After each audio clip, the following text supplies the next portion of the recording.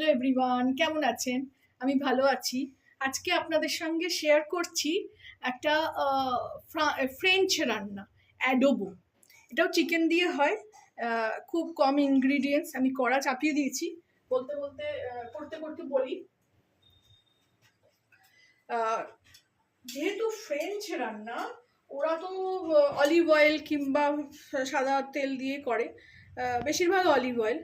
আমি আমার মতন সবসময় বলি না, দেখি কিন্তু ইম্প্রোভাইজ করে নিই। আমি আমার মতন এখানে সর্ষের তেল দিয়েই করেছি। এখানে 1 কিলো 200 মতন মাংস আছে। 4 চামচ মতন তেল দিলাম। এটাকে একটু এরমভাবে ঘুরিয়ে নিই, চতুর্দিকে লেগে যাবে। আর এদিকে আমি এই দেখুন মাংসটা ধুয়ে একটু ভিনিগার লাগিয়ে রেখেছিলাম, যাতে এই আঁশটানি গন্ধটা চলে যায়। এবার এটাকে কমিয়ে দেবো একটু।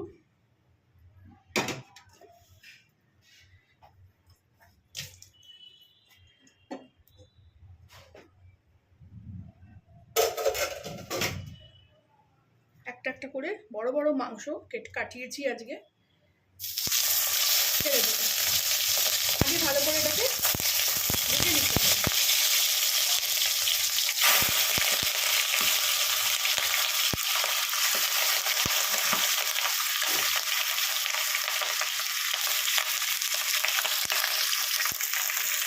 এই দেখুন সব মাংসগুলো একটু দিয়ে দিয়েছি। মাংসগুলো না খুব ভালো করে ভেজে নিতে হবে। মানে ভেজে নিয়ে তোলার কোনো সিন নেই, এর মধ্যেই সব করবে।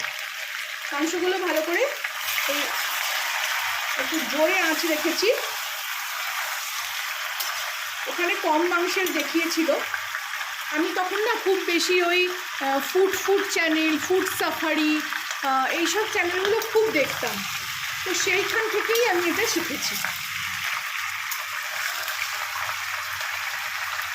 মাংসগুলো আমি না ভালো করে ভেজে নিয়ে ফেরত আসছি। এই দেখুন একটা দিক এরকম লাল হয়ে যাচ্ছে। আর মুরগির মাংস একটু ধুয়ে বেশিক্ষণ ভিনিগারে চুবিয়ে রেখেছিলাম, তো তাড়াতাড়ি সেদ্ধ হয়ে যাবে। আচ্ছা কি আবার,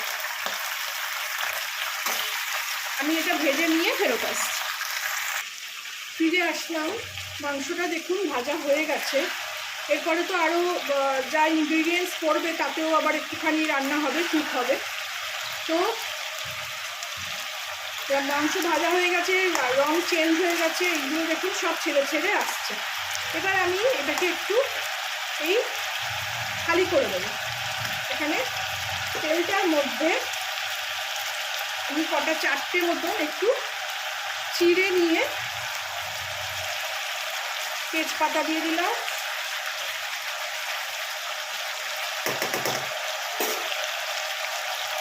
এতগুলো কাঁচা লঙ্কা চিড়ে দিয়ে দিলাম, আর বেশ খানিকটা রসুন। আমার এখানে 1 কিলো 200 মতন মাংস আছে। আমি 2টো রসুনের গোটা কোয়া, মানে 2টো রসুন ছাড়িয়ে সেটা গ্রেট করে নিয়েছি। দিয়ে এবার এটাকে ভালো করে মিশিয়ে নিই। এত ভালো খেতে হয়, আমি বহুদিন আগে দেখেছি। আর সমানে মানে যখন চটজলদি কিছু করতে ইচ্ছে করে তখন এই মাংসটা এইভাবে করে নিই। এইভাবে রসুনটাকে ভেজে নিলাম, নিয়ে এবারে মাংসের সঙ্গে মিশিয়ে নেব।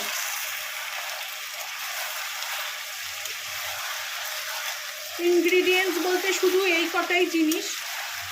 কাঁচা লঙ্কা, যখন আমি দেখেছিলাম তখন ওরা না বেশি খুব টক করে এটাকে খেয়েছিল, মানে এটাতে শুধু সয়া সস পড়বে আর ভিনিগার পড়বে, আর তাছাড়া এই রসুন তেজপাতা কাঁচা লঙ্কাও ওরা দেয় না। আমি একটু ইম্প্রোভাইজ করে, অত টক তো আমরা খেতে পারি না, তো তার সঙ্গে ওই জন্য একটু কাঁচা লঙ্কা দিয়ে দিই, একটু চিনি দিই, চিনি দিয়ে এগুলো করি। এটাকে আমি ভালো করে কষিয়ে নিয়ে ফেরত আসছি। এইবারে আমি একটু গ্যাসটাকে কমিয়ে দিলাম, দিয়ে এর মধ্যে স্বাদ মতো নুন দেবো। আজকে আবার নুনের চামচেটা নুন ঢাললাম তো নুনের ভেতরেই চলে গেছে, কোথায় গেছে কে জানে।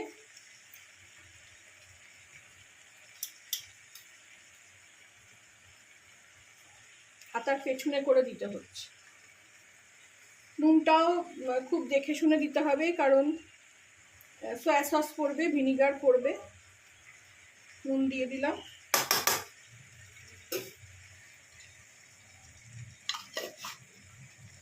তার মধ্যে একটু চিনি দিয়ে দেবো। বারবার বলি না, আমি দেখি সব রান্না, কিন্তু আমরা যেটা খেতে পারবো সেটাই তো করবো। ওর বাবা যখন ছিল করতাম, এত টক লাগতো যে ওর বাবা খেতেই পারতো না। তখন থেকেই আমার ছেলে মেয়ে টক খেতে ভালোবাসে, কিন্তু ওর বাবা খেতে পারতো না। তখন থেকেই আমি এইভাবে একটু চিনি, কাঁচা লঙ্কা সব মিলিয়ে এইভাবে করি। আর এই যে এখানে ডার্ক সয়া সস আছে, এইটা অল্পই আছে, ভালো করে মিশিয়ে নিয়ে এটাকেও ঢেলে দেবো।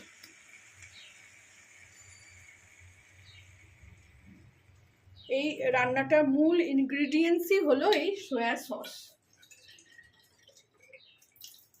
এটাকে, বোতলটাকে ভালো করে ধুয়ে নিয়ে পুরো জলটাই দিয়ে দেবো। একটু গ্রেভি রাখবো, একদম শুকিয়ে দিলে ভাত দিয়ে খাওয়া যাবে না। তো এটাকে আবার জোরে করে দিয়ে এটাকে মিশিয়ে নেব। দেখুন অলরেডি লেগ পিস থেকে ছেড়ে আসছে মাংস।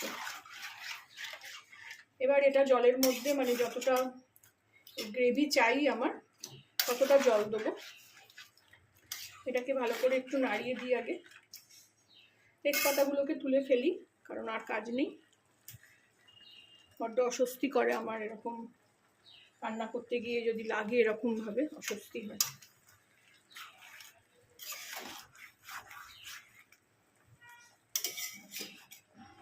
খুবই ভালো খেতে হয়, খুব চটজলদি রান্না, বেশি ইনগ্রিডিয়েন্টসও নেই। মাংসগুলো আপনাদের মানে ইচ্ছা অনুসার কাটাবেন। আমি একটু বড় বড় কাটিয়েছি, একটা করে দুটো করে পিস খেলেই হয়ে যাবে।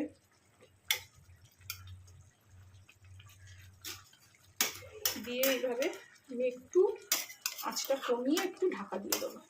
একটু ভালো করে মাংসটাকে সেদ্ধ করা, আসলে ভাজা তো হয়েছে কিন্তু একটু সেদ্ধ। ফুটছে খুব ভালো করে, এখানে কমিয়ে দেবো, দিয়ে এটা ঢাকা দিয়ে দেবো। আর লাস্টে একদম ভিনিগার দিয়ে নামাবো। ফিরে আসলাম, ঢাকনাটা খুলি, এতক্ষণ ধরে হচ্ছিল। আমি বলি না, আমি রান্না করতে করতে অনেক কাজ করে ফেলি। এই দেখুন, একটু উল্টে উল্টে দেবো, মাংসের রঙটা পুরো লালচে হয়ে গেল। এই দেখুন মাংস পুরো সেদ্ধ, লেগ পিস থেকে সব ছেড়ে যাচ্ছে। আমি একটু টেস্ট করে দেখবো, তাহলে আর একটু সয়া সস দেব। সয়া সস আমার কেনাই থাকে, এগুলো আমি করি বলে। এই দেখুন মাংস থেকে, হাড় থেকে সব মাংস ছেড়ে গেছে। এই যে উইংসের পিসটা পুরো একদম ছেড়ে গেছে। এভাবে সব ঘুরিয়ে দিলাম।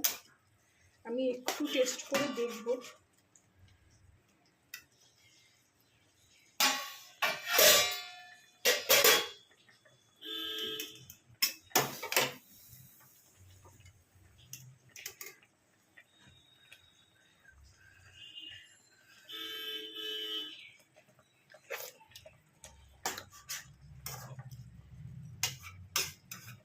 একটু মনে হচ্ছে নুনটা বেশি, একটু ঝাল দিলে হতো। ঝাল একটু গোলমরিচ দিয়ে দেবো বরঞ্চ। টকটাও ঠিকই আছে, টকটা আবার একটু এও দেব, ভিনিগার। আঁচটা জোরে করে দিলাম, আবার ভালো করে ফোটাচ্ছি। এই সময় আমি একটু গোলমরিচ দিয়ে দেবো, আঁচটা কমিয়ে দিই। আর ঝোলটা এতটাই থাকবে, কমে গেলে আর একটু মানে একটু ঠান্ডা হলে আবার একটু কমে যাবে। একটু গোলমরিচ,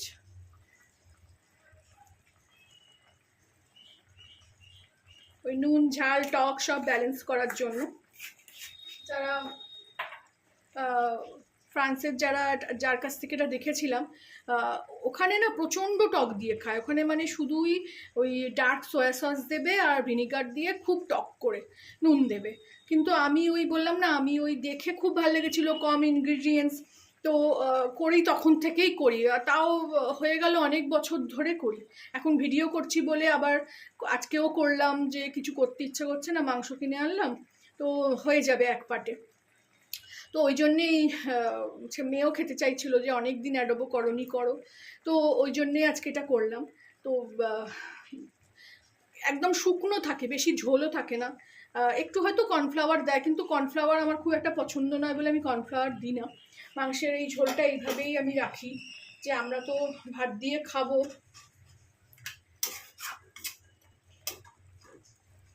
দুটো করে পিস খেলেই হয়ে যাবে, একটু করেই রাখলাম, আর একদিন হয়ে যাবে।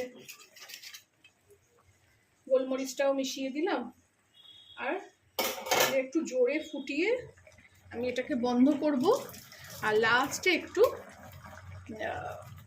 ভিনিগার দেবো। এখানে গ্যাস অফ করে দেবো, ভালো করে একবার ফুটিয়ে নিলাম। আপনারাও এইভাবে বানাবেন, আমি যেভাবে দিলাম সব কিছু। অ্যাডোবো নাম, কিন্তু ইম্প্রোভাইজ করে আমি আমার মতন করেছি। এইভাবে বানাবেন, করে খাবেন। যদি টক বেশি পছন্দ হয় তো চিলি সয়া সসটা একটু বেশি দেবেন। তো আমি এখানে গ্যাস অফ করলাম। ভালো লাগলে আমাকে জানাবেন কেমন লাগলো আমার ভার্সানটা, আর আমার চ্যানেলটাকে একটা লাইক, শেয়ার অ্যান্ড সাবস্ক্রাইব করে দেবেন।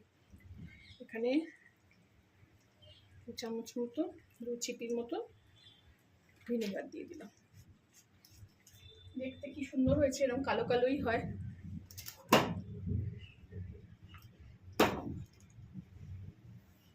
Thank you for watching.